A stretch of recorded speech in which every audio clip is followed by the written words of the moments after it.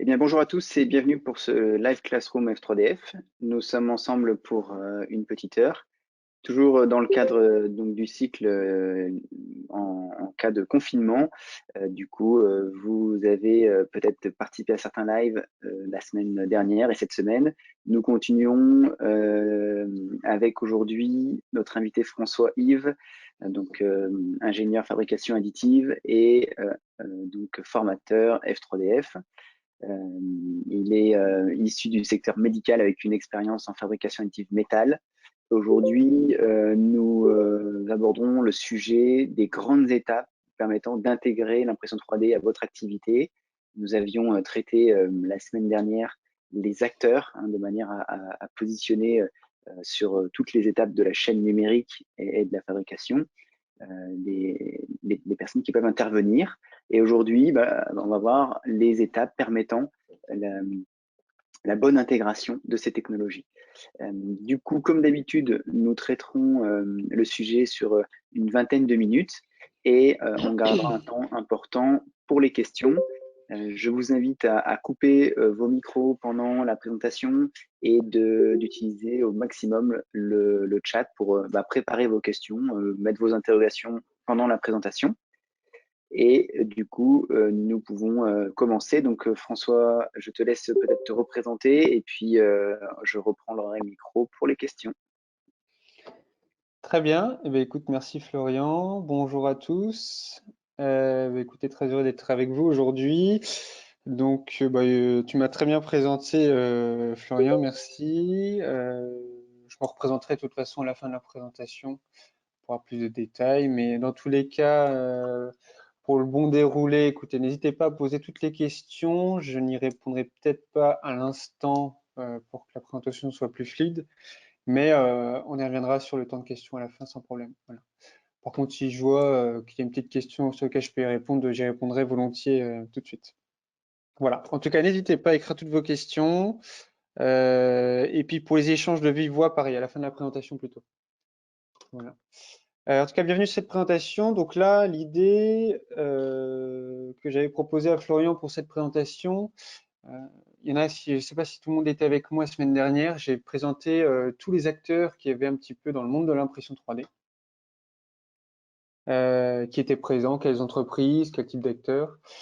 Et là, l'idée, c'était de prolonger un petit peu cette formation autour des étapes que doivent, en tout cas, qui seraient préférables aux entreprises de respecter pour implanter la technologie 3D en général. Ce n'est pas une technologie en particulier, c'est plutôt ce que je dirais intégrer le monde de la 3D, de l'impression 3D. Est-ce que ça passe? Voilà. Donc l'idée déjà, c'est, moi ce que j'aime bien, je répète peut-être 20 fois cette phrase, ceux qui m'ont eu en tant que formé me connaissent, j'aime bien partir du besoin, absolument, on part du besoin. Qu'est-ce que vous voulez? Quelles sont vos questions? Voilà, j'arrive, je veux me lancer, comment est-ce que j'implante? Quel matériau je commande? Quelle technologie? Quel logiciel? À qui est-ce que je vais m'adresser? Comment est-ce que je fais pour former mes techniciens? À quel moment? Il y a toutes ces questions en fait qui arriveront au début de l'intégration de ces technologies, et puis de savoir un petit peu dans quelle direction aller pour éviter déjà de perdre du temps et puis surtout de perdre de l'argent en fait. Avec potentiellement des achats qui ne seraient pas cohérents avec nos besoins, avec des matériaux qui ne répondraient pas à ce que nous souhaitons, avec une organisation qui ne répond pas finalement aux besoins de l'impression 3D, qui est finalement un besoin relativement différent des entreprises de production classique. Je vais y revenir tout à l'heure. Je voulais juste revenir un petit peu sur le pourquoi, encore une fois, voilà, on va repartir du besoin. Euh, pourquoi est-ce qu'on irait vers l'impression 3D? Okay. Moi, je fais souvent ça dans mes formations. Je fais pourquoi pas. Hein, on remet tout à plat, on s'en moque, on fait tomber les barrières. Pourquoi est-ce que j'ai l'impression 3D? Donc là, on va commencer par le positif. Je ferai un peu de négatif juste après. Pourquoi est-ce que j'irais dans l'impression 3D? On connaît ça parce que souvent, voilà, on fabrique au plus près du besoin client. On a en effet ce qu'on appelle le cloud manufacturing, ce qui permet de mettre en ligne les fichiers pièces. Et avec une seule et même machine, je peux fabriquer tout type de pièces. Donc finalement, je peux implanter une petite unité de production rapidement et à côté du besoin. plutôt que de commenter des choses à l'autre bout du monde, bah, je commande là à côté et juste ce que j'ai besoin. Donc c'est un très gros avantage de l'impression 3D. Un autre avantage, et ça on le connaît bien, je l'ai beaucoup utilisé dans mon expérience professionnelle, la personnalisation des produits. On n'est plus sur une production de masse, on est sur une production au juste besoin de l'utilisateur. Donc, si c'est dans le médical, ça peut être des outils de chirurgien avec la forme de l'os du patient, ça peut être des éléments avec des dénominations gravées dessus directement. Enfin, en tout cas, voilà, des objets adaptés aux besoins. Un autre élément, c'est finalement le délai, hein, on se rend bien compte. Là, d'ailleurs, on est en train de lancer un projet. On a une commande d'un hôpital du Nord là en ce moment avec F3DF, et on est en train de concevoir des valves. Ben, on a commencé ce matin. La première pièce est en impression en ce moment. On fait le deuxième essai cet après-midi, et demain, on espère avoir finalisé le prototype. Donc là, on se rend bien compte qu'on change complètement d'univers. On n'est plus du tout dans un univers d'attente avec des délais conséquents. Là, maintenant, on va au juste besoin, au plus rapide pour répondre aux besoins. Les formes complexes, et oui, maintenant on retire plus de la matière, on en ajoute, donc finalement on peut ajouter sur des formes extrêmement complexes avec des formes fermes. Bien prendre en compte. Moi, ce que j'aime bien dire aussi dans l'impression 3D, c'est qu'elle est multifonction. C'est que pour une même machine, finalement, on fait une telle proportion, une telle quantité de pièces différentes que j'appellerais, moi, l'impression 3D comme une boîte à outils, finalement, qu'on a, qui est capable de faire tout type de pièces quasiment.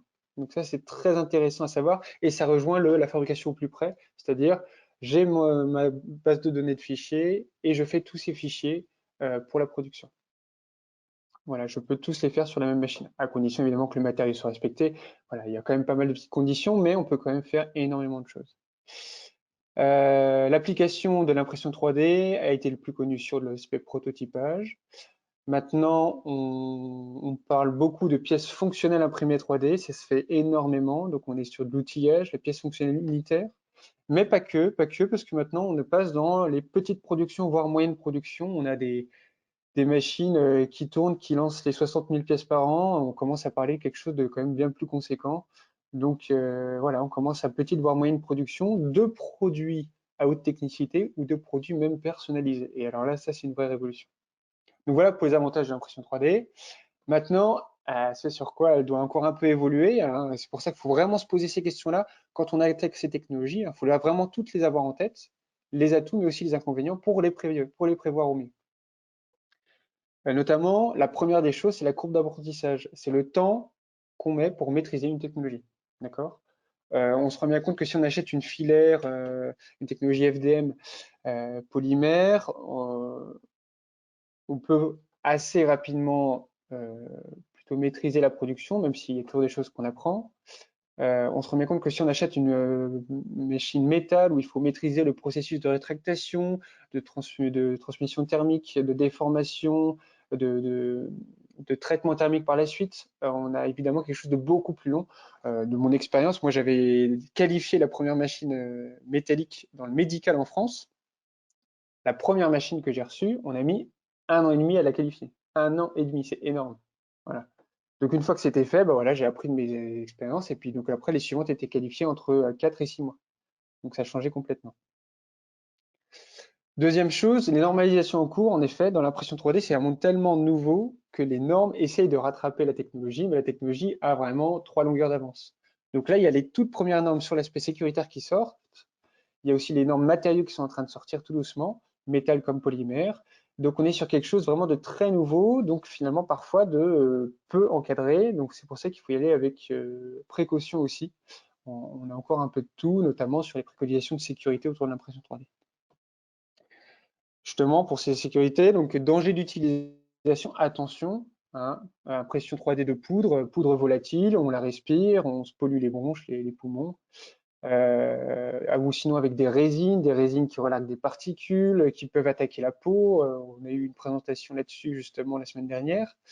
Voilà, donc tous ces dangers liés à la chauffe, au mouvement des éléments, à bien prendre en compte lors de l'installation. Et justement, l'aménagement de l'espace de travail doit répondre à ces considérations-là, qui n'est pas anodin, hein. Moi, je parle dans les pièces machines métalliques, on avait des machines peut-être entre 200 et 600 000 euros, ben, l'espace d'installation était autour des 50, 60, 100 000 euros, voire plus, pour l'espace, l'aspect climatisation, tout ce qui allait avec. Donc vraiment à prendre en compte aussi où est-ce qu'on met la machine. Monsieur tout le monde achète une machine, mais s'il la met dans son bureau, bah, je pense que sa femme va pas être d'accord, hein. Voilà. Environnement de l'installation, là je vous ai mis les trois grands sigles, humidité, température, luminosité. On est beaucoup sur des pièces polymères qui peuvent réagir à ces éléments-là, même métalliques d'ailleurs. Donc il faut bien prendre ça en compte lors de l'installation des machines. Enfin, lors de l'arrivée des technologies, et oui, hein, comme tout changement, ben, il y a toujours des gens qui ont du mal à suivre, qui ne voient pas l'intérêt, qui n'en comprennent pas, qui sont finalement dans leur confort et changer implique aussi un effort.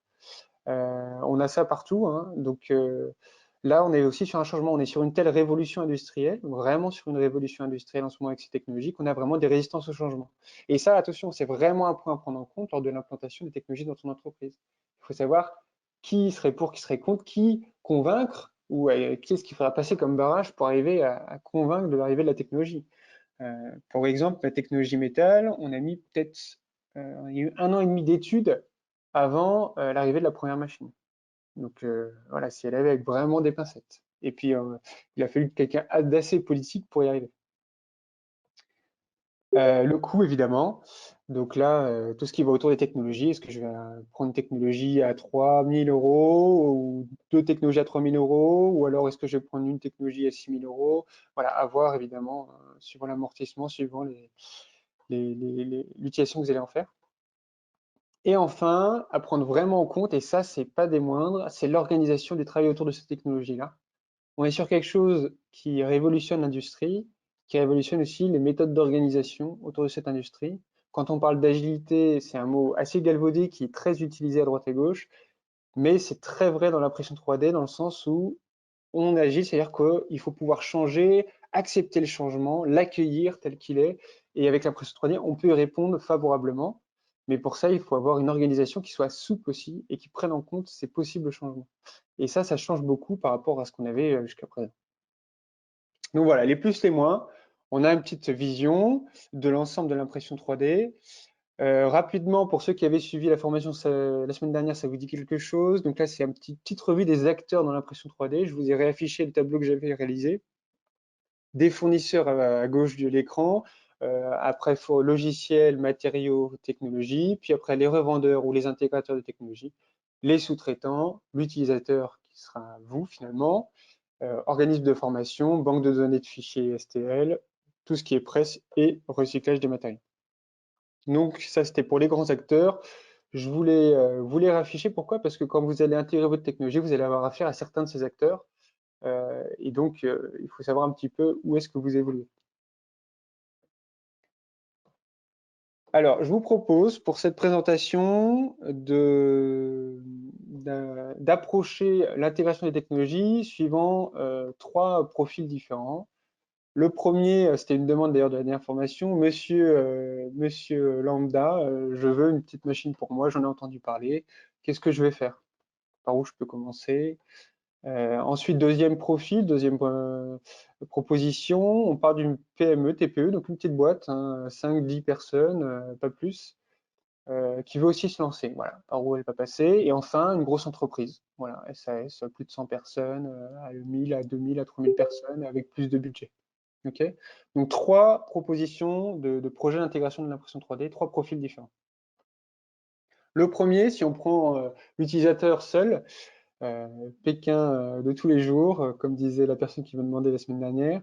Donc on va partir sur ce profil qui est sur du principe qu'il est débutant, qui veut une machine pour soi, qu'il a un faible budget, puisque finalement il est une personne tout seul, et que sa principale utilisation de l'impression 3D sera pour du prototypage, de la pièce unitaire, qui sera potentiellement pour son besoin à lui ou alors de son environnement proche. D'accord? C'est finalement, je pense, ce qui reflète beaucoup de makers. Alors, si on part de cette personne-là, je vais vous proposer le processus qui se fait couramment, voilà, des makers et qui se voit beaucoup, ça vous parlera sûrement. Le premier, ben, souvent il en entend parler de la technologie par des amis, par la presse. Il se dit, tiens, c'est intéressant, ok, très bien. Euh, ah ouais, bah tiens, j'ai envie d'essayer moi aussi. Ok, très bien. Donc il va se dire, bah, ok, j'y vais. Je regarde un petit peu, je vais me renseigner un peu plus.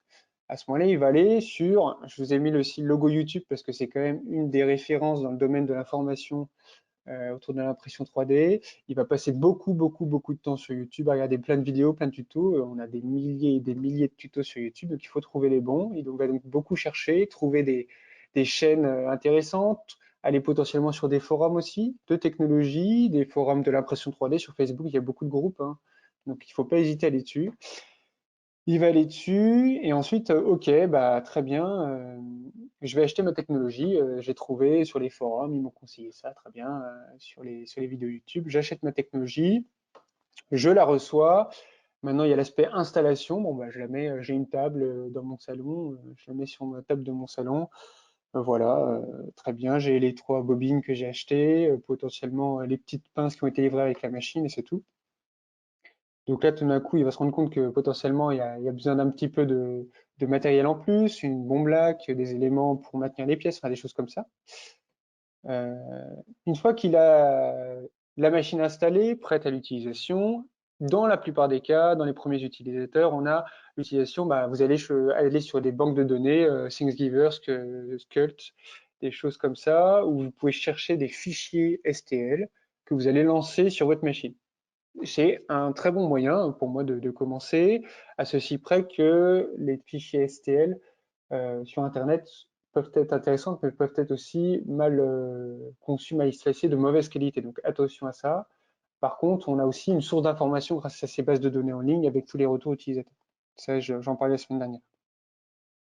Très bien, banque de données, je commence à imprimer mes premières pièces. J'ai ma première pièce qui sort, je la mets sur mon compte YouTube que je me suis créé pour le partager à la communauté. Je suis très content. Oui, mais quoi, ça y est, je commence une impression, mais mes pièces ont une moins bonne qualité que Monsieur Machin qui a une, une chaîne YouTube avec la même machine, les mêmes paramètres, même matériaux, je comprends pas. J'ai des défauts sur ma pièce, ou alors tout d'un coup ça s'arrête d'imprimer, ou alors tout d'un coup j'arrive pas à sortir, j'arrive plus à sortir une pièce correctement. Alors là, ok, très bien. Bon, je vais retourner sur YouTube, je vais faire des recherches comme pas possible. Je vais me dire, tiens, ok, je vais voir tous les problèmes. Je vais aller du coup sur les forums, ce que je vous conseille fortement, les forums de vos technologies, pour voir un petit peu les retours. Je vais éventuellement trouver des infos, je vais réessayer. Je vais peut-être soit bah, la Croix-Rouge finalement abandonner, hein. On a aussi pas mal d'abandons à ce moment-là particulièrement parce que bah, la machine termine sur en haut d'un placard, j'ai un souci, j'ai pas le temps de m'en occuper. Ou alors, bah tiens, non, j'ai trouvé le souci, là je suis vraiment intéressé, ok, je m'y mets, je continue. Ok, très intéressant, j'arrive à résoudre. Puis tout d'un coup, on voit les limites, on se dit, bah, tiens, ok, je prends des fichiers en ligne, mais moi maintenant, j'ai compris un petit peu la philosophie 3D, je veux m'y mettre pour mes projets à moi. Donc ça veut dire que je ne vais pas récupérer des fichiers sur Internet, mais par contre, je vais mettre mes fichiers que je vais concevoir moi-même. Mais alors là, pour les logiciels de conception, est-ce que j'ai des connaissances, lesquelles je peux utiliser? Et ben à ce moment-là, il va falloir regarder encore des informations sur YouTube, sur Internet, sur des forums, pour trouver les bons logiciels, apprendre à les utiliser, savoir concevoir pour l'impression 3D et pour les réutiliser. Une fois qu'on maîtrise tout ce processus-là, ok, ça va, je commence à maîtriser ma technologie et j'arrive à l'application finale. Ça va, c'est long? Donc ça, c'est un petit peu de tous les formés, hein. J'ai plus d'une centaine de formés depuis 1 an et demi maintenant euh, que j'accompagne, des personnes un peu de tout profil. J'ai beaucoup ce retour-là sur le processus. Donc ce processus arrive quand même à une finalité. Par contre, il est très long. Il y a beaucoup de temps de recherche parce que finalement, toute information gratuite, hein, YouTube, peut être utile, mais peut être aussi de mauvaise qualité et il faut beaucoup de temps pour rechercher. De plus, il faut le temps d'intégrer le monde de la 3D, l'univers. Les gens sont ils répondent facilement, hein, mais il faut poser les bonnes questions. Et voilà, il faut savoir s'adresser aux bonnes personnes. D'accord? Alors, j'ai plein de commentaires qui arrivent.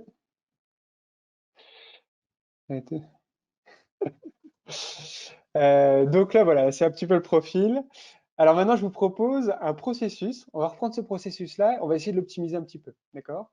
Et ça, c'est le retour que j'ai eu de certains de mes formés, donc c'est pour ça, hein. Je ne parle pas du tout en tant que publicitaire, je parle de véridique, d'accord?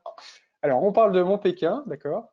Toujours pareil, il a appris par l'impression 3D. Ok, je vais y aller, très bien.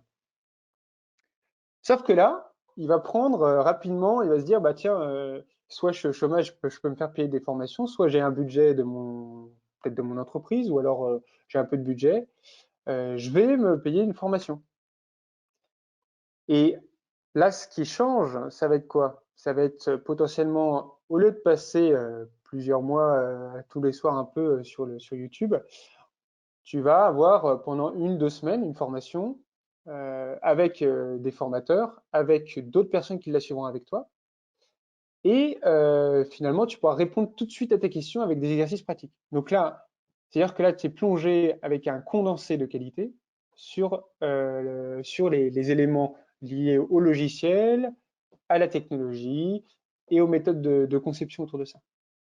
D'accord? Qu'est-ce qui se passe? Suite à la formation, donc finalement, j'ai les bons logiciels, j'ai déjà utilisés. J'ai testé des technologies, donc je sais à quoi ça ressemble, d'accord. J'ai en plus mon groupe de formés que je peux recontacter à souhait. En général, on s'est créé un groupe WhatsApp, un groupe Trello, ce que vous voulez. Vous avez les bons plans aussi sur les bonnes chaînes YouTube, sur potentiellement les bons groupes Facebook. Voilà, vous partez avec des bonnes armes pour bien se positionner. J'achète ma machine, ok, je fais l'installation, mais ça j'ai vu l'installation lors de ma formation. Et bien comme finalement j'ai vu aussi l'aspect logiciel, je sais que je peux concevoir. Et finalement, je vais passer assez peu de temps sur les pièces, sur les banques de données, parce qu'on est vite à court, on est vite à court de, ça répond pas forcément à notre besoin, même si ça donne beaucoup d'idées. Et donc je vais directement aller sur mes projets perso, d'accord? Je vais commencer mes impressions. Je vais avoir des problèmes, et ça c'est normal. Vous allez avoir quand même des problèmes sur votre machine, sur vos impressions, sauf que cette fois-là, vous pourrez parler aux gens que vous avez rencontrés lors de votre formation, aux gens du coup que vous êtes fait, au contact, au petit réseau que vous avez déjà, et surtout un réseau direct, c'est-à-dire que vous connaissez les gens, c'est bien plus facile que des messages par Internet, et potentiellement vous avez les bonnes vidéos YouTube pour vous aider là-dessus, d'accord? Dans tous les cas, vous avez potentiellement même des formateurs qui, eux, font appel à d'autres formateurs s'ils sont un cours de réponse. Enfin, vous avez un réseau à vous. Et du coup, vous arrivez fatalement plus rapidement à votre objectif. D'accord? La plupart du temps, 1 semaine suffit pour se former sur un logiciel de conception et 1 semaine, voire 1 semaine et demie pour commencer à bien maîtriser une technologie quand on est accompagné. Donc on se rend bien compte que en 3 semaines tout compris, on n'est pas sur les 3, 4, 6 mois, voire peut-être un an parfois pour monter au même niveau de compétence. Moi j'ai eu des formés qui venaient, ils avaient déjà 3 machines, ça faisait plus de 6 mois qu'ils avaient des technologies, qui fabriquaient pour des clients même, hein, et qui sont venus quand même en formation et qui ont finalement ont appris énormément de choses et ont résolu beaucoup de problèmes grâce notamment aux petits groupes de formés et puis aux éléments qu'on pouvait leur apporter. Donc c'est certes une pub pour la formation, ouais, c'est sûr, mais je pense qu'il y a aussi des choses intéressantes. On gagne beaucoup plus de temps là-dessus. Donc, si je peux vous recommander des parcours, si vous êtes tout seul, ce sera un peu comme ça, avec les bons sites, hein. Je parlais la semaine dernière d'Aniwa pour comparer les technologies, avec des bonnes vidéos YouTube, avec potentiellement même des essais de plusieurs types de machines, hein, que ce soit des technologies FDM ou résine, même des technologies poudre, qui est finalement peu accessible pour un particulier. Voilà. Donc là, c'est des éléments intéressants à prendre en compte. Voilà pour le premier profil. Perso, je vous propose maintenant un profil PME-TPE. Donc là, j'accompagne hein, plusieurs TPE en ce moment qui justement veulent se lancer dans l'impression 3D. Donc, je vois très bien de quoi ils ont besoin. Des néophytes complets la plupart du temps, un budget relativement moyen. On a un peu peur, puis même, c'est pas non plus, ils roulent pas sur l'or. Ils veulent y aller évidemment du coup avec prudence. La plupart des applications sont pour du prototypage ou des pièces finies sur demande. Quand je dis pièce finie, ça peut être toujours de l'outillage, hein, on se rappelle de l'utilisation, beaucoup d'outillage pour l'entreprise elle-même hein, d'abord, et puis potentiellement même quelques pièces pour les clients. Voilà, là on commence à avoir quelque chose d'intéressant. Alors là, quand on prend du coup, comment est-ce qu'ils en ont entendu parler la plupart du temps, c'est par la presse, beaucoup par des concurrents. Ils se disent, mince, il y a un concurrent qui s'y met, là je suis en retard, il faut que je m'y mette. Et là, ça joue énormément. Parfois, il y a une personne de la boîte qui est un maker et qui, finalement, en montrant ses pièces à son responsable, le responsable voit les pièces, trouve des choses intéressantes, on parle à son manager et le manager dit bah, ah ouais, c'est hyper intéressant, pourquoi pas essayer? soit finalement c'est même le service R&D directement qui, eux, pour le coup, en ont entendu parler, il y en a peut-être un aussi qui a une petite technologie et ils font des petits essais de proto. Ou alors même parfois c'est le manager directement ou un des décideurs qui en a entendu parler et qui se dit mais là il faut tenter un truc, quoi, il y a un truc à jouer. Voilà, donc là c'est les grandes méthodes. Quand on part de l'entreprise, euh, donc l'entreprise, on a entendu parler, il se dit go, ok, on aimerait un petit peu monter là-dedans, en tout cas savoir si ça peut être intéressant pour nous. Hein, c'est pas forcément acheter une machine, c'est juste déjà, est-ce que c'est intéressant pour nous? Encore une fois, on part du besoin. Quel est notre besoin? Est-ce que j'en ai vraiment l'utilité? La vraie question du coup qui va se poser là, ça va être bah, déjà le prix, hein, combien ça va me coûter, matériaux, temps, euh, l'utilité de la technologie. Ok, déjà l'impression 3D, est-ce que c'est vraiment utile? Moi, je fais du moulage, ça me va très bien pour le moment. Je fais de l'usinage, ça me va très bien. Je fais de la fonderie, ça me va très bien. Et aussi, bah, le savoir-faire. Moi, je n'y connais rien. Comment est-ce que je fais pour monter en compétence? Et donc, comme finalement ce sont des TPE, PME, la plupart du temps, donc là, c'est systématique, ils passent par des organismes de formation, des organismes plus ou moins grands, avec potentiellement, moi, ils m'appellent directement, ou alors ils adressent des centres de formation comme F3DF, pour lesquels je présente aujourd'hui. À ce moment-là, bah, ces organismes de formation vont former, soit c'est souvent un opérateur, quelqu'un d'un peu technique, on a soit ce profil, alors plutôt opérateur presque technicien, je dirais. Technicien hein, qui a l'habitude de toucher le logiciel et un petit peu la technique. Et on a le profil R&D, voilà, qui vient souvent dans les formations. Et les deux, moi je trouve que les deux sont très complémentaires et souvent il y a des entreprises, j'encourage de placer une des deux personnes au moins, ou les deux personnes si possible dans la formation. Ça fait à la fois l'aspect conception et impression 3D et l'aspect pratico-pratique, installation, qualification, optimisation de l'impression. Donc on passe par un organisme de formation. Une fois que la formation est faite, souvent, et du coup dans les formations, c'est ça ce qui est intéressant, c'est qu'il faut voir un petit peu tous les acteurs. Donc là on voit les acteurs, les sous-traitants, les types de technologies.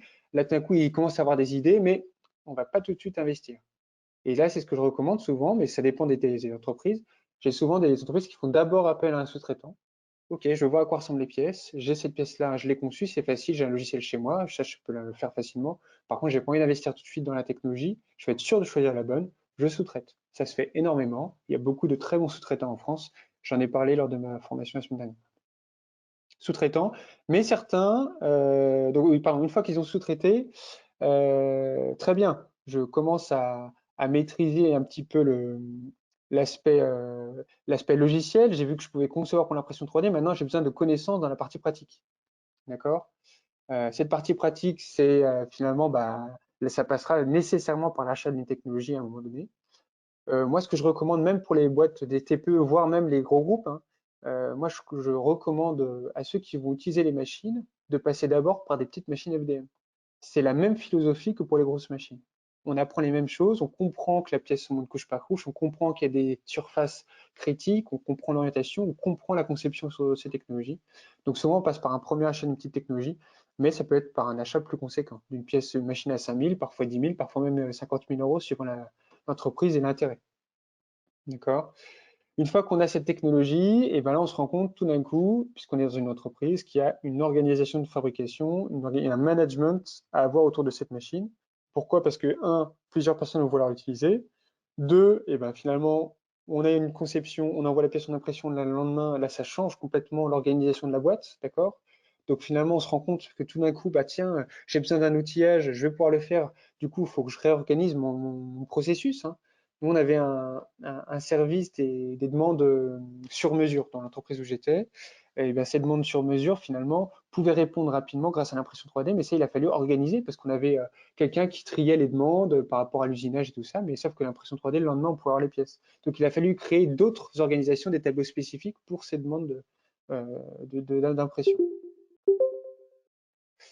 Et une fois que l'organisation est faite, bah, ça y est, on a des idées d'application, les gens sont formés, ils ont pu tester les technologies, et plus on teste, plus finalement on a d'idées et on voit d'implications. Là, c'est moi, chez les gens que j'accompagne, je les accompagne toujours pour un sujet d'abord, parce qu'ils se sont posés la question pour un sujet, mais finalement, plus on travaille dessus, plus on voit plus ils voient les technologies, les possibilités, en fait, et bien plus des idées germent dans leur esprit, parce que moi je suis pas expert dans leur domaine, et finalement on voit d'application. Et ça, c'est vraiment une vérité générale là-dessus. Donc voici un petit peu le parcours pour ce que j'appelle les TPE-PME. On est sur quelque chose en général très prudent, très itératif, et puis on veut savoir des exemples de prix. Pour les SAS et les groupes, euh, même principe néophyte, par contre un budget beaucoup plus conséquent, toujours avec prudence, ça on est sûr. Alors, attendez, j'ai un petit problème de batterie. Hop. Donc toujours avec prudence. Donc du prototypage, de la pièce finie sur demande, mais par contre là maintenant on parle aussi de production de pièces, d'accord? On va vers de la production de petites séries, voire de moyennes séries potentiellement. Toujours le même principe, toujours la même entrée d'informations, ça c'est systématique, hein. Souvent, c'est ce que je disais, il faut quand même qu'il y ait quelqu'un de d'assez politique dans l'entreprise pour arriver vraiment à avancer de manière conséquente et rapidement sur ces technologies, parce que souvent, c'est quelque chose de tellement nouveau qu'on a du mal à s'y mettre. Donc, il faut soit y aller par étapes, une petite machine, soit une vraie étude derrière. Et à ce moment-là, on a le même principe, on y va, on a toujours les mêmes questions, ça revient systématiquement. Par contre, ce qui change, c'est pour les organismes de formation, peut avoir des gens qui veulent se faire accompagner, donc toujours de la même manière, ou alors on a par contre des gros groupes qui parfois s'allient entre eux pour utiliser un centre ou un laboratoire tel le CETIM ou d'autres centres de la plasturgie ou des choses comme ça. Et en fait, ils se mettent à plusieurs et le laboratoire intègre la grosse technologie métal, la grosse technologie plastique et fait des tests pour les entreprises qui finalement mettent en, mettent en commun leurs efforts financiers et finalement à la fois ils gagnent du temps, ils économisent de l'argent et puis ils peuvent tester leur propre projet sur cette technologie possédée par le laboratoire qui eux sont experts justement pour tout tester, faire des rapports, tester la qualité du matériau, voir si ça correspond à leur domaine. Dans le médical, c'était exactement ce qu'on avait fait, parce qu'il fallait, il n'y avait aucune norme sur le matériau en question pour le médical, et du coup, il a fallu vraiment tout tester depuis le début. Donc, un laboratoire a été vraiment très utile là-dessus. D'accord? Donc là-dessus, voilà, il y a vraiment ces solutions-là qui existent pour les gros industriels pour implanter ces technologies.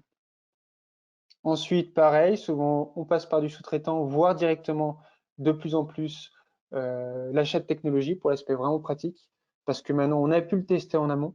Donc, on a vu le résultat, on se dit, bah, OK, on a fait nos calculs financiers, on sait qu'on peut avoir quelque chose de très intéressant, on sait qu'on peut aussi bah, rompre la chaîne du marché actuel, à proposer des solutions tout à fait novatrices, et donc on s'y met. Et là, à ce moment-là, il faut intégrer, on met le budget dedans, c'est une technologie métal, bah, encore une fois, hein, 600 000 euros la machine, on est entre 200 et 400 euros du kilo de poudre métallique, on a tout l'espace à installer, la sécurité à mettre en tour, ça met du temps, beaucoup d'argent, et donc là, il faut vraiment avoir un bon dossier derrière. Toujours pareil, même organisation de la fab, management à mettre autour, organisation de la production. On avait déjà une production en place, potentiellement des grandes lignes. Et en fait, ce qui se passe, et ce que je vois très régulièrement chez les gros industriels, c'est que finalement, il y a une entreprise dans une entreprise qui se crée. C'est comme s'il y avait une start-up qui se crée dans l'entreprise, c'est-à-dire qu'ils font un pôle impression 3D avec des espaces très différents qui sont isolés, donc tout aspect température, hygrométrie, avec les post-productions qui vont avec. Et une fois que toutes les pièces sont sorties, sont post-traitées, on les amène dans l'usinage dans l'atelier pardon pour l'usinage et les étapes suivantes. C'est vraiment en général, c'est souvent un Fab Lab dans l'entreprise. Et en fait, pourquoi aussi c'est très intéressant d'utiliser le Fab Lab? Tout simplement parce que comme cette technologie est une technologie de rupture dans l'organisation, souvent avec un Fab Lab, il est plus simple de prendre des décisions rapidement. Donc en fait, c'est souvent ça qui est intéressant, c'est que dans une grosse boîte, on va pas tout changer du jour au lendemain, évidemment. Et bah, du coup, on crée une entité qui va développer dessus, qui va montrer ses preuves, qui va faire ses preuves. On va investir dans des nouvelles technologies et ensuite, petit à petit, on va les répandre dans l'atelier. Et finalement, cette nouvelle méthode de management, ces nouveaux outils, ces nouvelles solutions qui arrivent sont implantés dans l'entreprise. Je prends l'exemple par exemple d'Air Liquide actuellement. Eux sont encore en étude là-dessus. Ils ont créé leur petite start-up, leur petit atelier avec toutes les imprimantes qui sont en train de tester des fonctions et des logiciels. Ils sont en train de tester les nouveaux designs des matériaux pour voir si ça correspond à leurs besoins. Et justement, à ce propos, hein, quand on parle d'un petit élément dans l'entreprise qui utilise déjà l'impression 3D, je pense par exemple souvent à un service R&D, un endroit chez les techniciens où ils ont 3 machines. Le gros problème autour de ça, c'est souvent la communication. Et en fait, cette communication dans les grosses boîtes, c'est hyper important. Pourquoi? Parce que finalement, qui va nous donner des idées pour l'impression 3D? C'est la R&D, c'est les gens qui vont concevoir. Si jamais ils n'ont qu'une idée de ce qu'on peut faire sur l'impression 3D, ben, ils vont pas concevoir en fonction, ils vont toujours concevoir par rapport à l'usinage, et c'est pas du tout la même réflexion. Donc en fait, la personne qui est chargée de l'implantation de ces technologies-là doit, je dis bien, doit communiquer sur cette technologie, montrer tout ce qu'on peut faire pour que finalement les projets arrivent. Moi, dans ma boîte, ça a mis peut-être 2 ans à venir, d'avoir des projets intéressants, vraiment intéressants, qui utilisaient vraiment les capacités de l'impression 3D avec des pièces de très haute valeur ajoutée, très complexes, qui pouvaient vraiment répondre exactement aux besoins. Et ça a mis du temps parce qu'il a fallu vraiment communiquer auprès de la R&D, leur montrer ce qu'on peut faire, leur donner des petits bouquins du bon concepteur autour de l'impression 3D, de leur faire visiter, de faire venir. Donc l'aspect communication est vraiment une chose à ne pas négliger dans une grosse boîte. Et enfin, bah, justement, ce que je disais, donc du fait d'une bonne communication, on a du coup les idées d'application de cette technologie pour des pièces vraiment tournées vers ces technologies d'impression 3D. Et je remets mon petit schéma de la semaine dernière, mais je l'aime bien et ça répond bien à cet élément-là. Encore une fois, on va plus produire des grosses quantités avec potentiellement pas mal de déchets. On va produire plus rapidement et à la juste demande. Et ça, c'est vraiment un changement d'état d'esprit. Et c'est ce que j'appelle un petit peu la philosophie de l'impression 3D. C'est se dire, j'ai ce besoin, je vais répondre à ce besoin-là, maintenant, demain. Voici un petit peu pour cette présentation. J'espère que ça a répondu à quelques-unes de vos questions. Je suis prêt à y répondre. Rapidement, du coup, pour revenir sur moi, donc je suis formateur à mon compte. J'accompagne beaucoup d'industriels. Je fais des formations sur différents sujets, donc sur les technologies et les matériaux, donc notamment technologie métal, mais aussi technologie polymère. Sur les logiciels, les accompagnants, mais aussi sur l'aspect organisation de production, calcul de coûts. Et sur l'aspect aussi communication interne à l'entreprise avec potentiellement des jeux, des escape games, des choses comme ça qu'on peut intégrer pour favoriser justement l'aspect ludique et l'aspect d'apprentissage de l'entreprise. Et dans les accompagnements, moi, je fais tout ce qui est implantation de techno, projet R&D et chiffrage pour une organisation et l'implantation de nouvelles technologies. Voilà, écoutez, n'hésitez pas à revenir vers moi, poser des questions, donner vos avis. Moi, je suis vraiment ouvert à tout. Et donc, voilà, si je peux répondre, je serai ravi. Bien, merci François pour ce cours de philosophie de l'impression 3D et une vision très pratique avec différents profils et différentes approches de l'impression 3D. Je vous laisse un petit peu de temps pour préparer vos questions et que ce soit par le chat ou en ouvrant vos micros. On vous attend sur le chat